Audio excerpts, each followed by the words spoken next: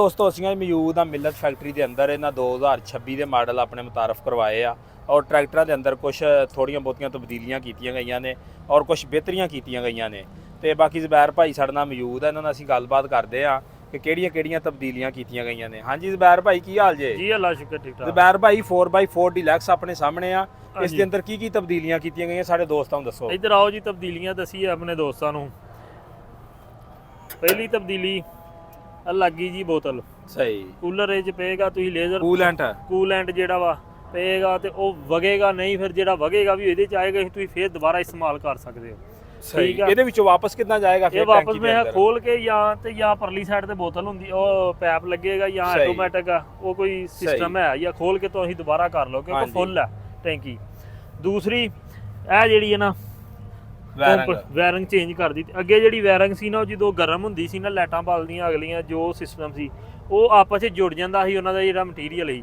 ਇਹਦੇ ਉੱਤੇ ਪੈਪ ਚਾੜ ਦਿੱਤਾ, ਫਿਰ ਜਿਹੜਾ ਹਰ ਸੈਂਸਰ ਦੀ ਵੱਖਰੀ ਤਾਰ ਤੁਹਾਡੇ ਮੀਟਰ ਤੱਕ ਜਾ ਰਹੀ, ਤੁਹਾਡੀ ਤਾਰ ਸੜ ਜਾਂਦੀ, ਕੋਈ ਮਸਲਾ ਬਣਦਾ, ਤੁਸੀਂ ਤੋੜ ਤਾਰ ਬਦਲ ਸਕਦੇ, ਯਾਨੀ ਕਿ ਮੁਕੰਮਲ ਵਾਇਰਿੰਗ ਜਿਹੜੀ ਬਦਲ ਦਿੱਤੀ ਆ। ਉਸ ਤੋਂ ਬਾਅਦ ਉਹ ਉੱਤੇ ਕੀ ਲਾਤਾ ਇੱਕ ਲਾਟੂ ਜਿਹਾ ਆ ਟੈਵ ਟਾਪੇ ਦੇ ਉੱਤੇ? ਇਹ ਜੀ ਉਹਨਾਂ ਉਹ ਲਾਇਆ ਵਾ ਆਪਣਾ ਬਲੋ ਵਾਲਾ ਜਿਹੜਾ ਪੈਪ ਆ, ਉਹਦੇ ਉੱਤੇ ਫਿਲਟਰ ਟੈਪ ਲਾ ਦਿੱਤਾ ਕਿ ਤੁਹਾਡਾ ਜਿਹੜਾ ਤੇਲ ਸੀ ਉਹ ਤੁਪਕਾ ਥੱਲੇ ਡਿੱਗਦਾ ਰਹਿੰਦਾ। ਹੁਣ ਉਹ ਫਿਲਟਰ ਜਿਹਾ ਲੱਗ ਗਿਆ, ਉਹਦੇ ਨਾਲ ਤੇਲ ਨਹੀਂ ਤੁਪਕਾ ਉਸ ਤੋਂ ਅੱਗੇ ਮੀਟਰ ਦੇ ਅੰਦਰਾਂ ਤੇ ਬੜੀ ਤਬਦੀਲੀ ਹੋਈ ਆ। ਮੀਟਰ ਡਿਜੀਟਲ ਆ ਗਏ ਨੇ, ਦਿਖਾਓ। ਹਾਂ ਠੀਕ ਆ, ਦੋਸਤਾਂ ਨੂੰ ਕੈਮਰਾ ਲਗਾਓ। ਇਹ ਡਿਜੀਟਲ ਮੀਟਰ ਆ ਗਏ ਜੇ, ਇਹ ਚੈੱਕ ਕਰੋ। ਕੰਪਿਊਟਰ ਥੱਲੇ ਆਪਣਾ ਸਕਰੀਨ ਹੈ ਜੀ, ਸਹੀ, ਇਸ਼ਾਰੇ ਸ਼ੂਰੇ ਸੈਂਸਰ ਸਾਰੇ ਹੀ।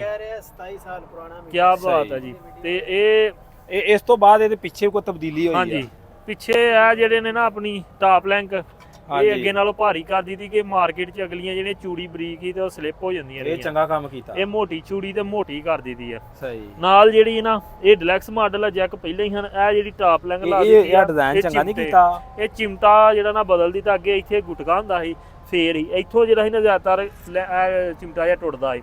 ਹੁਣ ਇਹ ਟਾਪ ਲੈਂਕ ਬਣਾ ਦਿੱਤੀ ਆ। ਇਹ ਲਾਗ ਕੱਢੋ, ਇਹਨੂੰ ਫੇਰ ਲਓ ਜਿੱਥੇ ਮਰਜ਼ੀ, ਦੋ ਸਾਈਡਾਂ ਫਿਰ ਜਾਣਗੀਆਂ। ਇਹ ਇੱਧਰ ਵੀ ਉਂਝ ਹੀ ਕਰ ਦਿੱਤਾ।